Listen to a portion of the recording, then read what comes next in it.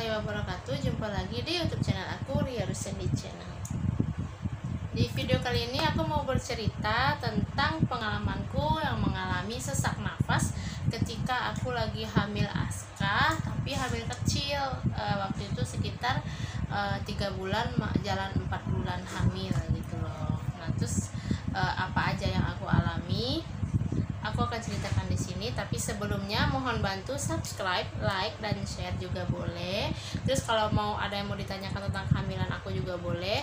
Silahkan aja scroll ke bawah video-video aku, karena aku seorang ibu yang pernah menderita rubella dan cytomegalovirus.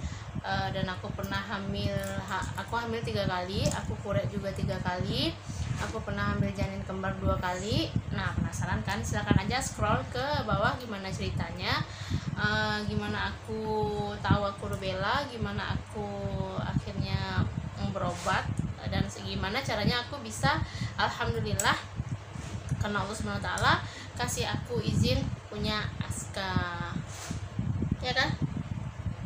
Aska sayang bunda nggak? Sayang? Alhamdulillah sayang ternyata dia. Nah, di video kali ini aku lanjutkan lagi, aku mau bercerita tentang penyebab aku asma. Jadi memang sebelumnya dulu waktu ada kebakaran hutan hebat di Pekanbaru. Nah, emang sih dari kotaku jauh ya. Aku bukan di kota Pekanbaru, tapi efeknya kemana-mana kan.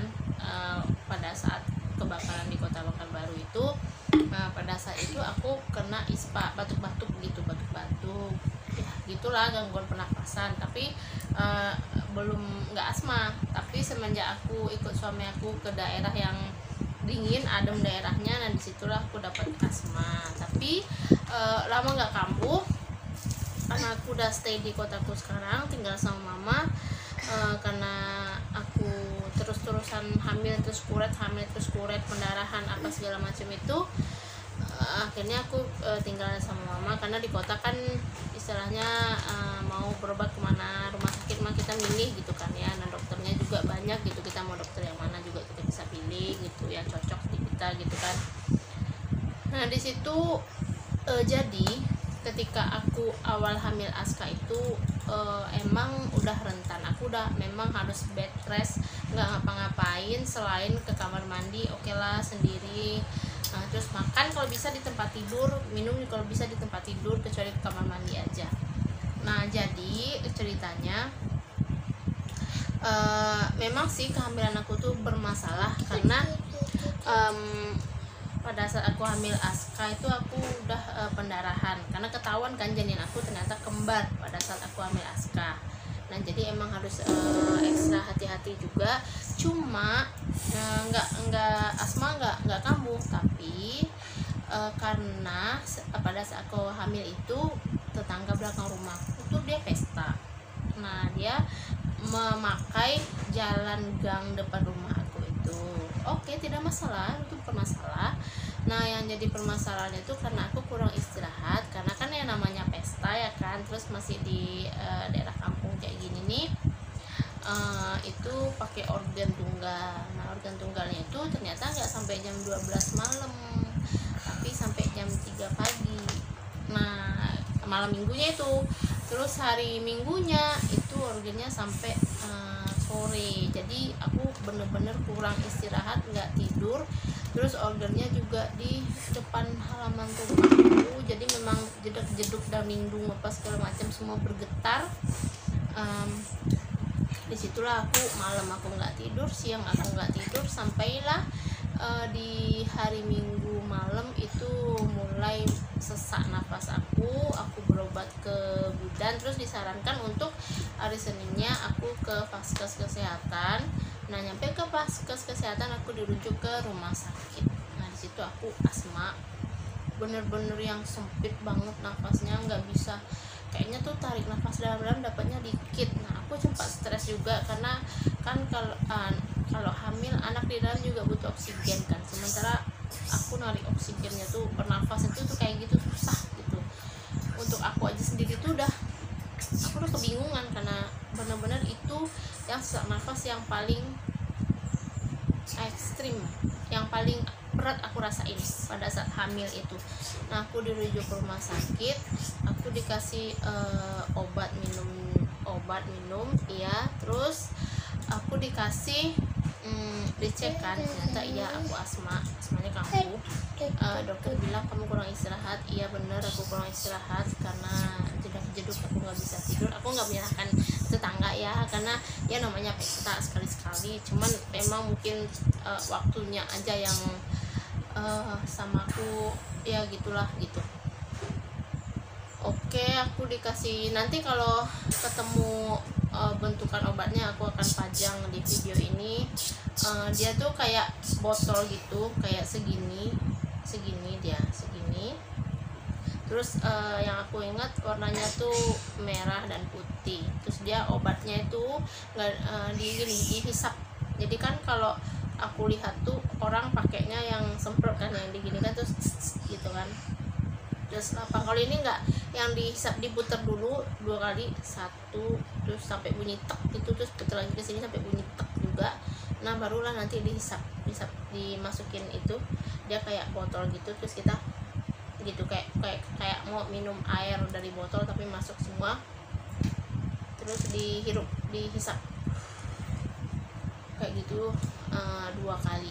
Terus kalau setelah menghisap itu jangan sampai kita nelen air liur dulu, tapi kumur-kumur dulu sampai ke sini tuh. Kumur-kumurnya itu benar-benar yang gitu, pakai air di kamar mandi, terus beberapa kali sampai dia menimbulkan rasa pahit.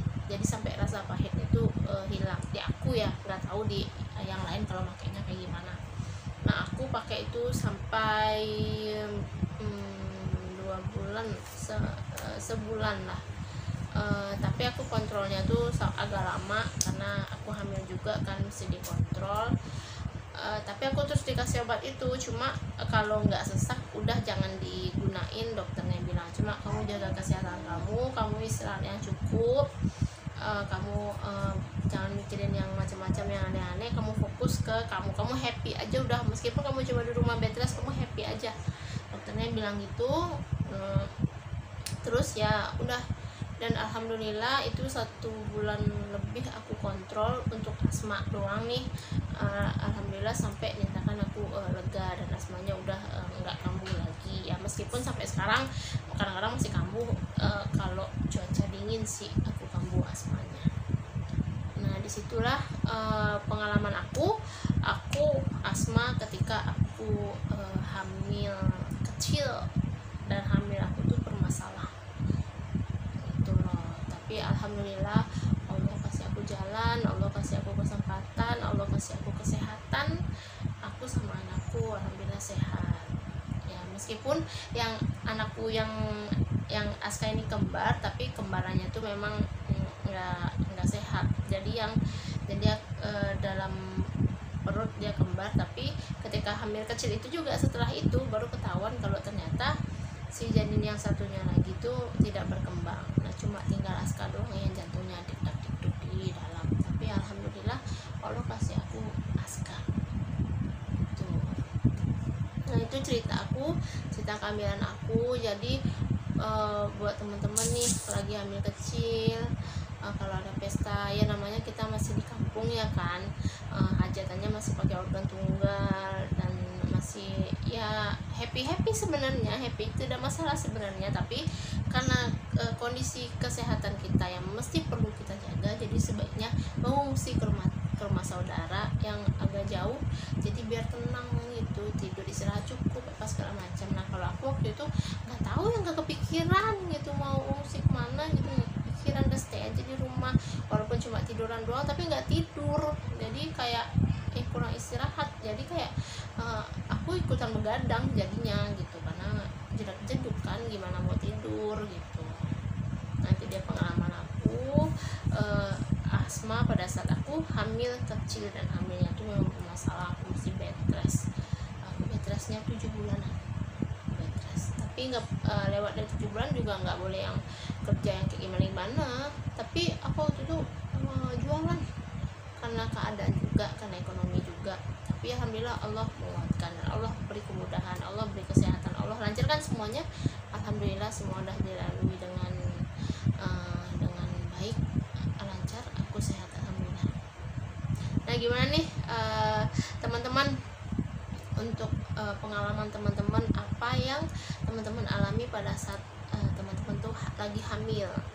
Apakah kesehatannya terganggu atau kayak gimana, atau kehamilannya bermasalah, atau alhamdulillah lancar-lancar aja? Silahkan komen, kita sama-sama cerita, berbagi cerita di sini tentang pengalaman aku, pengalaman teman-teman, dan ya kita berbagi cerita lah ya. Nah terus sebenarnya ini juga bisa kita ambil pelajaran ya. Kalau pesta sih boleh pesta, mau pakai organ tunggal silakan, tapi ya sampai jam 12 malam lah ya, jangan sampai mendekati subuh, kasihan tetangga-tetangganya. Ada yang punya anak kecil, ada yang udah tua juga, ada yang sakit, ada yang hamil muda, ya kan. Nah jadi ditimbang-timbang, namanya juga kita bertetangga, jadi timbang-timbang juga. Saran aku ya udah sampai jam 12 malam terus stop, udah selesai gitu. Jangan sampai ya kayak gitu tuh kayak mana ya, ya happy sih happy, kita juga ikutan seneng gitu, tapi juga dipikirkan timbal baliknya, semua dari semua sudut dipikirkan gitu kan. Kan kita udah happy sampai jam 12 malam, ya udah gitu. Pikirkan juga orang-orang yang akan bekerja besoknya, nggak semua orang libur di hari Minggu, nggak semua orang sehat, nggak semua orang kuat begadang, nggak semua orang bisa tidur dengan suara yang dalindung itu dipikirkan, ya kan. Benar nggak sih aku ngomongnya? Tapi mohon maaf nih kalau aku menyinggung perasaan teman-teman nih, aduh ya aja sirik apa segala macam. Enggak, aku nggak sirik, enggak, aku ikut seneng kalau ada teman-teman, tetangga, orang terdekat aku bahagia, orang-orang yang aku lihat di TikTok, snack video, di IG, di Facebook, semua kalau mereka dapat kebahagiaan, aku juga ikut cuy, ya alhamdulillah, senang dia, alhamdulillah gitu. Baiklah, jangan lupa di subscribe, like, dan komen, dan terima kasih untuk yang udah subscribe, untuk yang udah like, untuk yang udah share juga. Mohon bantuannya subscribe, mohon bantuannya di like juga teman-teman. Silahkan scroll lagi video-video aku yang lainnya, nggak cuma tentang cerita-cerita kehamilan, aku juga ada tentang tips-tips kesehatan untuk muka kayak gimana. Terus aku di sini bukan praktisi kesehatan, oh iya aku lupa, aku bukan praktisi kesehatan, pokoknya aku bukan seorang yang ahli, aku cuma ibu rumah tangga biasa yang mau berbagi cerita pengalaman aku yang aku alami, yang pernah aku jalani ke teman-teman semua di sini. Baiklah, sekian, terima kasih, sampai jumpa di video selanjutnya. Assalamualaikum warahmatullahi wabarakatuh.